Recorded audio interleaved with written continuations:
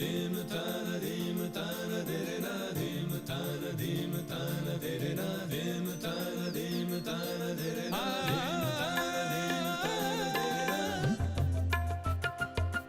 है योग यात्रा, ये संयोग यात्रा, ये है योग यात्रा।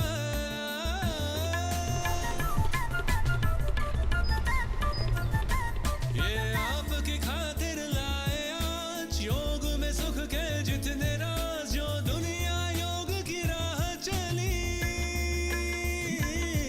अंदर बाहर खुशियाँ मिली, वो हृदय हुआ परिपूर्ण, सुनो जिस हृदय में योग की ज्योत जली।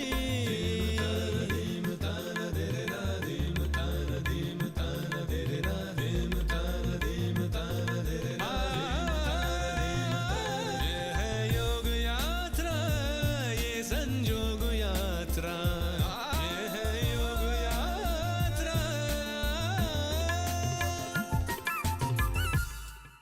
नमस्कार। मन के हारे हार है, मन के जीते जीत। यानी कोई भी युद्ध जो जीता हुआ है वो आप हार जाएंगे यदि आपका मनोबल टूट गया है, और ठीक इसी प्रकार कोई हारा हुआ युद्ध भी आप जीत सकते हैं अगर आपका मन बाहुबली मन है। तो प्रश्न ये उठता है कि क्या कोई ऐसी विधा है जिसके द्वारा हम मन को साध सकें और मन हमेशा विजयी भव ऐसी अवस्था में रहे। जी हाँ, अगर आप योग को अपने जीवन जीने की शैली बना लें तो योग से अच्छा कोई और उपाय नहीं है जो आपके मन, बुद्धि और शरीर में एक सामंजस्य बिठाता है, और वो ऐसा सामंजस्य होता है कि आपका मन हमेशा, आपका मनोबल हमेशा ऊंचाई की तरफ ही रहता है। आरोग्य योग की इस श्रृंखला में हम आपको तमाम तरह के आसन सिखा रहे हैं, उनसे होने वाले लाभ बता रहे हैं, और ये भी बता रहे हैं कि कैसे कैसे इम्प्रोवाइजेशन से आप इन सभी कठिन आसनों का अभ्यास आराम से कर सकते हैं। आज के इस कार्यक्रम में हम आपको सबसे पहले बेकासन सिखाने जा रहे हैं। बेकासन 3 प्रकार का है, बैठने की स्थिति में यानी सिटिंग, स्टैंडिंग स्थिति में यानी खड़े होके, और सुपाइन यानी लेट के। सबसे पहले हम आपको सुपाइन बेकासन सिखाने और दिखाने जा रहे हैं। तो चलिए सीखते हैं सुपाइन या सुप्त बेकासन।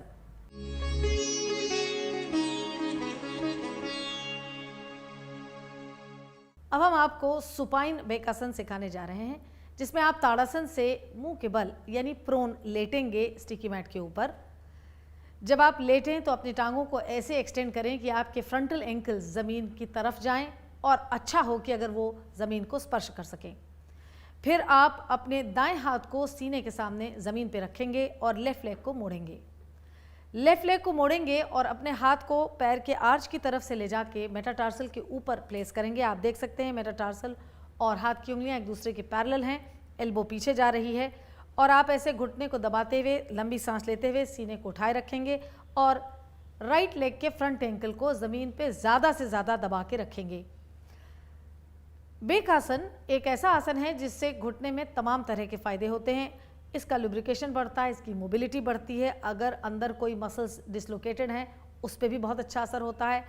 एंकल पे अगर उसकी बात करें तो एंकल की स्ट्रेंथ के लिए बहुत अच्छा है, अगर एंकल में कोई कैच आया है तो वो चला जाता है, और क्योंकि ये बहुत अच्छा आर्च बनाता है फुट पे, तो कैल्केरियस जो स्पर है हील पे वो भी इससे दूर होता है।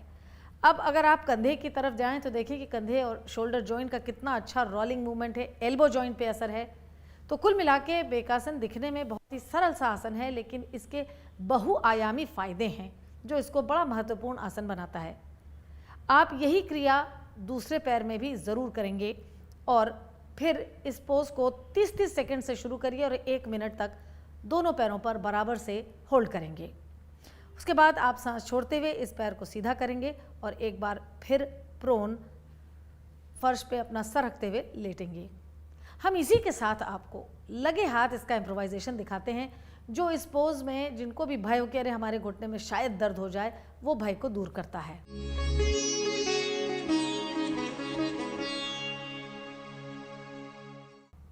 तो फर्ज कीजिए कि किसी के घुटने में दर्द है, तो वो बेकासन कैसे करेगा। आप देख सकते हैं कि यहाँ एक छोटा काला फोम का टुकड़ा है, इसको आचमा पकड़िए और उसको फोल्ड कीजिए, और फोल्ड करके आप अपने दाएं घुटने के पास के पीछे प्रेस कीजिए। इससे आपका घुटना फुल्ली सपोर्टेड है और अब आप इसको बेकासन की अवस्था में ले जाइए और इससे आपको कतई कोई चोट लगने का सवाल ही नहीं उठता। इन फैक्ट अगर आपको दर्द भी है तो आपको महसूस नहीं होगा, because your back of the knee is very very well supported.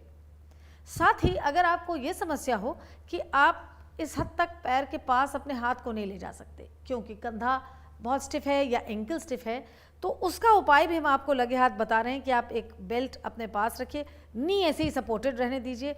Belt का एक छोटा लूप बनाइए, बहुत बड़ा लूप मत बनाइएगा, ताकि आप एक रस्साकशी का खेल खेल सकें। यानी थोड़ा स्ट्रगल करके आप इसको एंकल पे पहनिए, अक्षमा, और एंकल पे पहनिए इसे, और ऐसे पकड़ के आप इसको धीरे धीरे ट्रेन कर सकते हैं और आपके हाथ में, एल्बो में, घुटने में फ्लेक्सिबिलिटी तो धीरे धीरे करके आ सकती है। तो इसके लिए डरने की ज़रूरत नहीं है कि अगर आप स्टिफ हैं तो कैसे करेंगे। एक बेल्ट का सहारा लेंगे, एक फोम का सहारा लेंगे और इसके सारे लाभ उठाएंगे। अपने बाएं पैर पे अक्षमा इस वक्त काम कर रही है, लेकिन आपका मन राइट फ्रंटल एंकल पे रहना चाहिए। अगर वो उठने लगा है तो उसे फिर रब कीजिए और ज़मीन के पास उसके संपर्क में लाइए। ऐसा आप इसलिए करते हैं ताकि अगर आप अपने लेफ्ट लेग पे बेकासन कर रहे हैं तो राइट लेग उस वक्त 100% एक्सटेंडेड फॉर्म में रहे। उससे आपकी back muscle, gluteus, back thigh सब कुछ एक्सटेंडेड रहती हैं और आपकी स्पाइन पे इस एक्सटेंशन का बहुत अच्छा असर पड़ता है। फिर धीरे से आप सांस छोड़ते हुए इस बेल्ट को निकालेंगे। बेल्ट कभी झटके से मत छोड़िए और धीरे से फिर फोम निकालेंगे और दोनों पैर सीधा करके दाईं करवट लेते हुए आप पुनः ताड़ासन में खड़े हो जाएंगे। इस तरह से आपने देखा बेकासन सुपाइन और उसका इम्प्रोवाइजेशन भी, और हमें यकीन है आप इसका फ़ायदा ज़रूर उठाएंगे। अब हम आपको दिखाने जा रहे हैं सिटिंग बेकासन। बेकासन के बेसिकली 3 प्रकार हैं, सुपाइन, सिटिंग और स्टैंडिंग। अब हम आपको सिखाएंगे कि कैसे सिटिंग बेकासन किया जाता है। तो चलिए सीखते हैं सिटिंग बेकासन।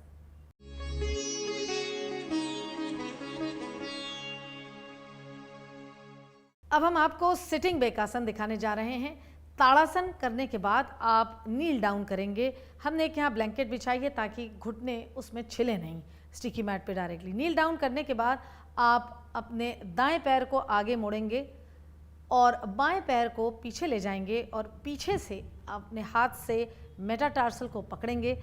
आर्च की तरफ से पैर के आप अपने हाथ को प्लेस करेंगे, बाहर आउटर एज से नहीं, आर्च की तरफ से, ताकि आपकी एल्बो पीछे जा सके। आपका right hand right frontal thigh पे है। ध्यान से देखिए, जो लेफ्ट लेग है इसकी थाई डायगोनल है, इसको 90 डिग्री पे मत रखिएगा। उसकी वजह है हम इस पॉस्चर के ज़रिए घुटने पे जब काम करते हैं तो फ्रंटल थाई का लेंदन होना अति आवश्यक है। अगर आपकी थाई मसल शॉर्ट रह गई तो थाई बोन भी शॉर्ट रहती है और तब घुटने में चोट होने की बड़ी संभावना है। इसलिए आवश्यक है कि आप इसके एंगल को दिमाग में रखिए। आपका दायां पैर तो 90 डिग्री बना रहा है, लेकिन लेफ्ट लेग जो है, लेफ्ट थाई जो है, लेफ्ट फीमर जो है वो डायगनली प्लेस्ड है और घुटना ज़मीन पे है। इस अवस्था में 30 सेकंड से 1 मिनट रहने के बाद आप धीमे से अपने पैर को छोड़ सकते हैं और पुनः नील डाउन करके बैठ सकते हैं। अब हम आपको इस सिटिंग पोजीशन से स्टैंडिंग ताड़ासन में खड़े होने को कहेंगे ताकि आप वापस समस्थिति में आ जाएं। हम आपसे वादा कर चुके हैं कि हर एक आसन का हम आपको 1 या 2 इम्प्रोवाइजेशन ज़रूर सिखाएंगे ताकि आप किसी भी हालात में क्यों ना हो अभ्यास कर सकेंगे। तो चलिए हम अब आपको सिखाते और दिखाते हैं सिटिंग बेकासन का इम्प्रोवाइजेशन।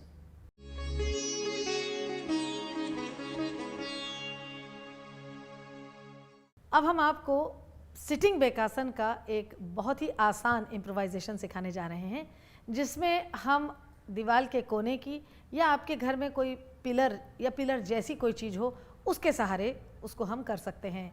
तो आपके घुटनों में दुखन ना हो इसके लिए या तो कोई ब्लैंकेट या स्टिकी मैट का चौहर्ता ऐसे आप कोने पे स्थापित करेंगे और उसके बाद आप बेकासन में बैठेंगे दीवार के कोने पे।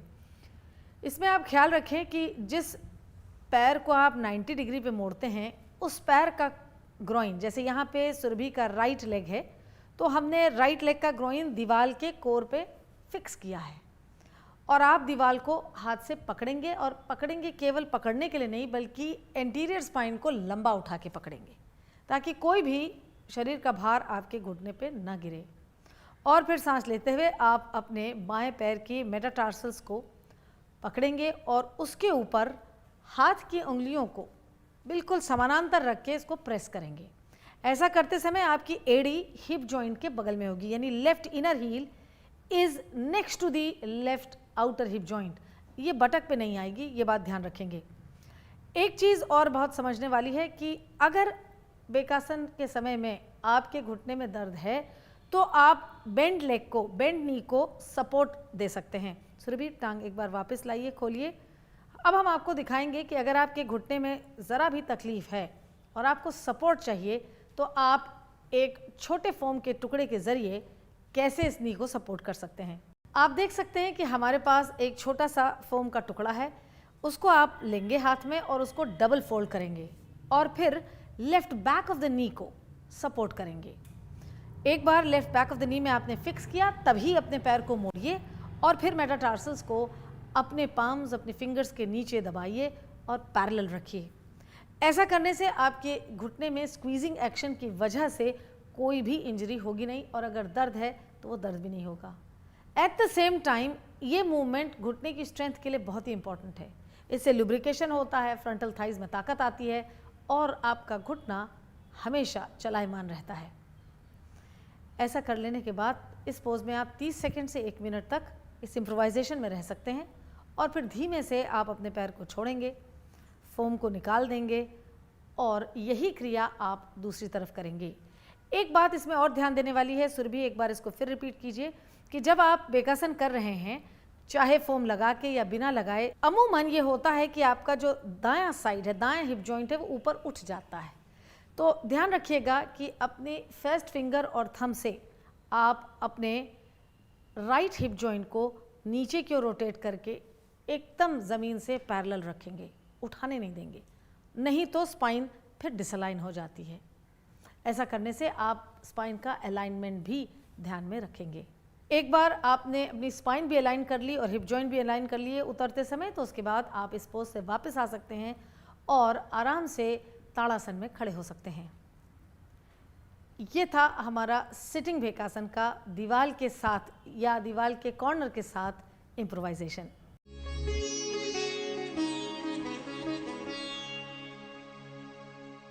अब हम आपको स्टैंडिंग बेकासन दिखाने जा रहे हैं। ये बड़ी एक इंटरेस्टिंग चीज़ है कि जब हम एंगल्स बदलते हैं तो उन पॉस्चर्स का असर भी अलग अलग होता है। यानी अगर सिटिंग बेकासन में हमारी कुछ मसल्स और कुछ जॉइंट्स पे काम हुआ तो कुछ और भी ऐसे मसल्स और जॉइंट्स हैं जिनके लिए सुपाइन बड़ा कारगर होता है। और at the same time standing आपके न केवल जॉइंट और मसल्स पे काम कर रहा है बल्कि आपको बैलेंसिंग पावर बढ़ाता है। आप बैलेंसिंग पावर अगर बढ़ा सकते हैं तो वो आपकी फोकस जो है कैपेसिटी, उसको वन साइडेड फोकस जैसे कहते हैं, वो बहुत अच्छा होता है। तो अक्सर अमूमन हम सुनते हैं कि आप स्टैंडिंग पॉस्चर में खड़े होकर कैसे कंसंट्रेशन बना सकते हैं। तो ये तमाम पॉस्चर्स हैं जिनके ज़रिए आप अपने कंसंट्रेशन को इम्प्रूव कर सकते हैं। स्टैंडिंग बेकासन में आप ताड़ासन में खड़े होंगे, आपका ताड़ासन बिल्कुल सही होना चाहिए, यानी आपके पैर के पंजे बहुत अच्छी तरह से एक्सटेंडेड एक्सपैंडेड होने चाहिए, आपकी स्पाइन सीधी होनी चाहिए और फिर आप अपने लेफ्ट लेग को मोड़ें, दायां हाथ दाएं कमर पे और बायां हाथ यानी बाएं हाथ की हथेली मेटाटार्सल्स के ऊपर है और उसे आप पैरेलल रख के प्रेस कर रहे हैं। हमेशा ध्यान रहे कि आपकी एड़ी बटक बोन पे ना जाए बल्कि हिप जॉइंट के बगल में आए। आप देख सकते हैं कि जब ये क्रिया हो रही है तो frontal thigh of the left leg is getting maximum length. बहुत कम ऐसे इंटेंसिव एक्सटेंशन के पोजेज हैं जैसा स्टैंडिंग बेकासन। यहाँ आपको ये ध्यान रखना है कि 30 सेकेंड से शुरू कीजिए क्योंकि एक बैलेंसिंग पोज है, इसमें हो सकता है आपको थोड़ी दिक्कत आए, लेकिन इसको ज़रूर 1 मिनट तक पहुँचाने की कोशिश करें। स्पाइन सीधी रखिए, कंधे दोनों पीछे की ओर मुड़े रहेंगे और फिर सांस छोड़ते हुए धीमे से आप अपने पैर को सीधा करेंगे। ये पोज ज़रूर देखने में आपको शायद डर लगा रहा हो कि हम कैसे खड़े रहेंगे और अगर बैलेंस गिर गया तो क्या होगा, हमें चोट लगेगी, लेकिन ऐसा कुछ नहीं होगा क्योंकि अब हम आपको सिखाने और दिखाने जा रहे हैं कि स्टैंडिंग बेकासन का क्या इम्प्रोवाइजेशन है। उसके बाद आपको कोई भी भय नहीं रहेगा और आप इस पोज को बड़ी भली प्रकार से प्रतिदिन अभ्यास कर सकेंगे। तो चलिए सीखते हैं स्टैंडिंग बेकासन का इम्प्रोवाइजेशन।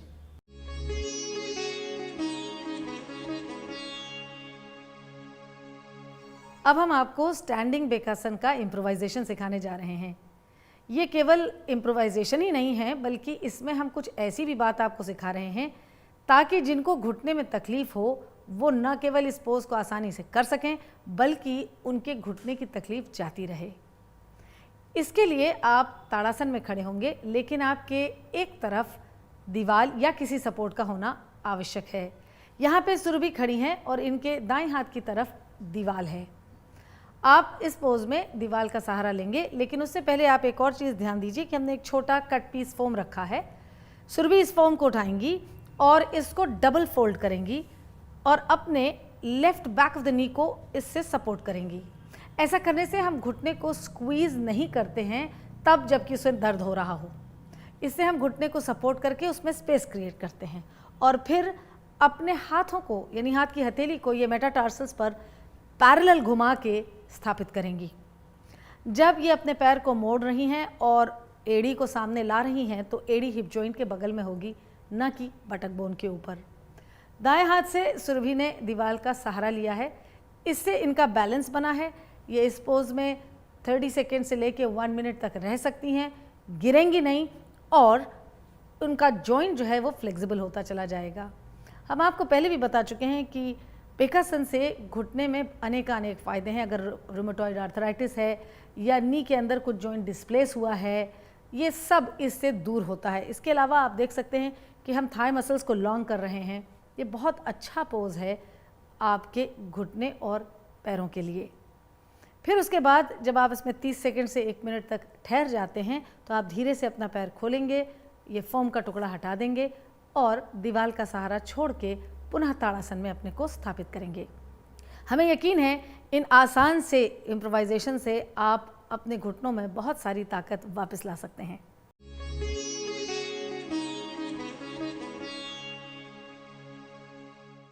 अब हम आपको जठर परिवृत आसन का क्लासिक पोज सिखाने और दिखाने जा रहे हैं, जिसकी शुरुआत दंडासन में बैठने से होती है और उसके बाद आप अपनी पीठ पर लेट जाते हैं।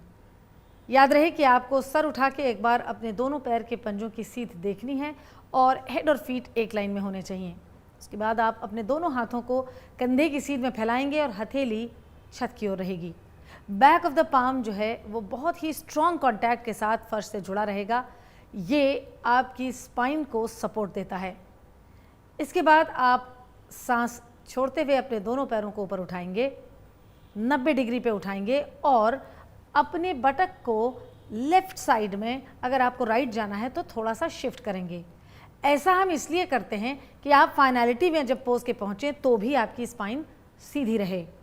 इसके बाद आप सांस छोड़ते हुए अपने दोनों पैरों को हाथ की हथेली की ओर ले जाएंगे, यानी आपके दोनों पैर राइट पाम के ऊपर जाकर कांटेक्ट करेंगे, संपर्क स्थापित करेंगे।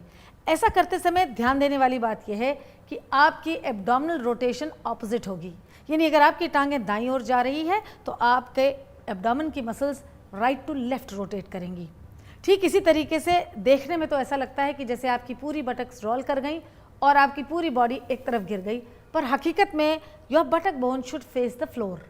तो ये कैसे होता है? ये इस तरह से होता है कि आप एक रेजिस्टेंस क्रिएट करते हैं, keep on resisting your buttock bone towards the floor and keep on rotating your lower abdomen right to the left. जठर परिवृत यानी वो जो organic body, specially abdominal organic body पे ऐसा आसन काम करे। परिवृत यानी इसमें रोटेशन है स्पाइन का। ये रोटेशन केवल स्पाइन का ही नहीं है, बल्कि स्प्लीन, पेनक्रियाज और लिवर जैसे खासे ऑर्गेनिक ऑर्गन्स का भी है। इससे उनकी स्लगिशनेस जाती है। इसके अलावा ऑर्गेनिक जो हमारी विसरा में ऑर्गन्स हैं उसकी एक एक्सरसाइज होती है, वहाँ फ्रेश ब्लड का सप्लाई होता है और आप तमाम तरह की जो बीमारियां हैं उनसे बिना कुछ सोचे समझे ही मुक्ति पाते हैं। तो ये पोज बहुत ही कारगर है। इसके अलावा अगर आप देखें तो जो स्पाइन है, क्योंकि वो भी रोटेट कर रही है, तो कोई अगर आपकी स्पाइन में कैच आया हो या स्टिफ हो गई हो तो उसके लिए भी ये बहुत ही अच्छा पोज है। फिर आप सांस लेते हुए अपने दोनों पैरों को छत की तरफ 90 डिग्री पे ले जाएंगे, एक बार स्टेबिलिटी लाएंगे और पैर सीधे ज़मीन पर वापस ले जाएंगे। हमें ये नहीं भूलना चाहिए कि हमें यही पोज दूसरी तरफ यानी लेफ़्ट साइड भी करना है, और जिस भी तरफ आप इस पोज को करें, राइट या लेफ़्ट, शुरुआत आप 30 सेकंड से कर सकते हैं और अवधि इसकी बढ़ा के 1 मिनट तक होल्ड करने की रखी जा सकती है। हम आपको पहले भी बता चुके हैं कि जब जब हम आपको कोई आसन सिखाएंगे और आपको चैलेंज करेंगे कि आपको भी करना चाहिए, तो हम साथ में उसके उपाय भी बताएंगे, उसके इम्प्रोवाइजेशन भी बताएंगे। तो चलिए अब हम सीखते हैं जठर परिवृत आसन का इम्प्रोवाइजेशन।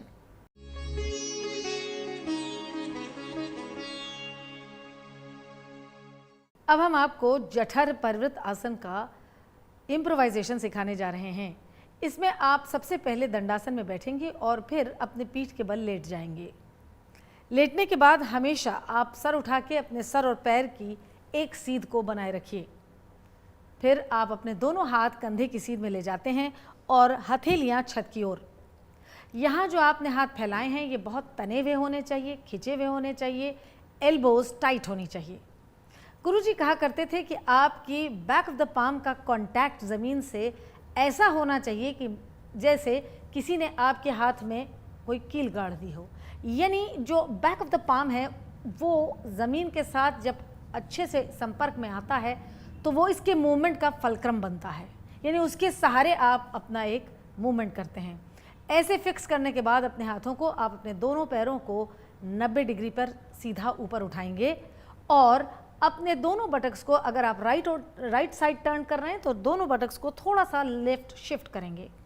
ऐसा हम इसलिए करते हैं कि जब हम जठर परिवृत आसन के लिए अपने दोनों पैरों को एक्सहेल करते हुए हाथ की ओर ले जाएं तो ये लाइन जो आप देख रहे हैं, आउटर लाइन, ये बिल्कुल सीधी रहे।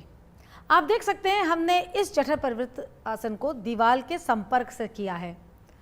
ऐसा हमने इसलिए किया है कि जब आप अपने पैरों को दीवार से जोड़ लेते हैं तो आपके पास एक संबल यानी एक सपोर्ट होता है अपने एब्डोमिनल ऑर्गन्स को टर्न करने का। आप पूरे एब्डोमेन को right to the left opposite direction में टर्न करते हैं। जैसे हमने आपको क्लासिक पोज कराते समय सिखाया कि इसमें बटक बोन्स इस तरह से रहेंगी कि दिखने में तो लगेगा कि वो राइट साइड में टर्न हो रही हैं, पर एक्चुअली बटक बोन फर्श की ओर इंगित करेंगी यानी रेजिस्ट करेंगी। तो ये मूवमेंट है बटक बोन का फर्श की ओर, जो दिखने में आपको लग रहा है कि नहीं ये तो पूरी टिल्ट कर रही हैं, और एब्डोमेन का राइट टू द लेफ्ट। इस तरीके से ये ऑर्गेनिक बॉडी में एक बहुत बड़ा एक्सरसाइज का माध्यम बनता है। लिवर, स्प्लीन, पेनक्रियाज, इन सब की स्लगिशनेस को ये दूर करता है। ये सपोर्टेड करने से आप इस पोज को होल्ड कर सकते हैं। ये आपकी साइड ट्रंक का, जैसे हमने आपको बताया, फ्लैश बिल्कुल ख़त्म कर देता है। तो ये बहुत अच्छा पोज है आपकी ऑर्गेनिक बॉडी के लिए, स्पेशली विसरल ऑर्गेनिक बॉडी के स्लगिशनेस को दूर करने के लिए। फिर आप सांस लेते हुए अपने दोनों पैरों को वापस लाएंगे और ऊर्ध्व प्रसरित पादासन में जाएंगे और फिर आप अपने पैरों को सीधा कर लेंगे। ध्यान रहे हमारी बॉडी बायलैटरल सिमेट्रिकल है, तो आपको यही काम ठीक इसी तरीके से अपने लेफ्ट साइड भी रिपीट करना है। हमें यकीन है कि इस बहुत ही आसान सी पद्धति से आप अपनी ऑर्गेनिक बॉडी को फिर से रिफ्रेश कर सकेंगे।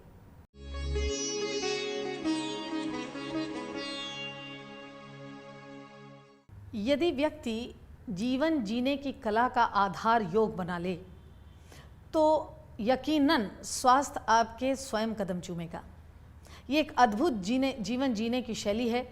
इसे हर उम्र का, हर प्रकार के व्याधियों से युक्त व्यक्ति बड़ी आसानी से ज़िंदगी को आराम से निभा सकता है। इसके लिए आवश्यक है कि आप इसे एक्सरसाइज की तरह ना लें, बल्कि अपने जीवन का आधार बना लें। ये हमें यकीन है कि आप हमारी सलाह मान रहे हैं और अपनी रोज़मर्रे की दवाइयों को यूं ही नहीं छोड़ रहे हैं। योग का अभ्यास जितना ज़रूरी है उतना ही डॉक्टर की राय भी ज़रूरी है। कोई भी दवा और कोई भी इलाज जो आप कर रहे हों उसको अपने आप न छोड़ें और न ही उसमें बदलाव लाएं, लेकिन हाँ, योग का अभ्यास ज़रूर से ज़रूर करें। हमें यकीन है यदि आप हमारी सलाहों को अपनी ज़िंदगी के हर अध्याय में जोड़ते जाएंगे तो हर अध्याय बहुत ही खूबसूरत बनेगा। आपसे फिर मुलाकात होगी, तब तक के लिए नमस्कार।